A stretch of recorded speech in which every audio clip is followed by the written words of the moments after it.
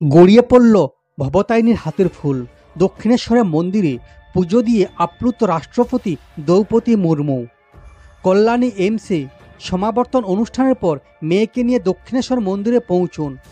রাষ্ট্রপতিকে স্বাগত জানাতে আগের থেকে উপস্থিত ছিলেন রাজ্যপাল সিভি আনন্দ বোস সহ অন্যান্য নেতারা।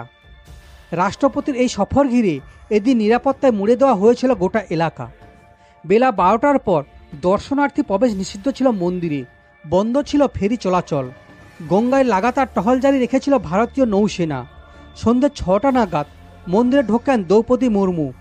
ধূপ প্রদীপ দিয়ে আরতি করেন তিনি। ঠিক তখনই মায়ের হাত থেকে একটু ফুল গড়িয়ে পড়ে। সেটিকে আশীর্বাদ হিসেবে চেয়ে নেন রাষ্ট্রপতি। তার মেয়ে ইতিশ্রী মুর্মু হাতের একটি আংটি মায়ের হাতে ছুঁয়ে নেন।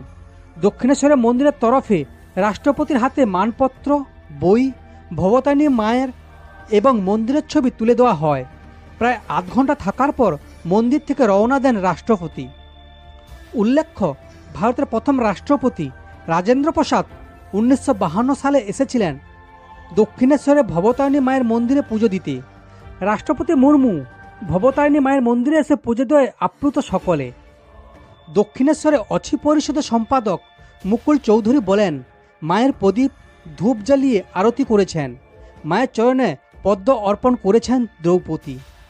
তাৎপর্যপূর্ণভাবে আরতির সময় মায়ের হাত থেকে পদ্মের পাপড়ি গড়িয়ে পড়ে। এটি খুব শুভ।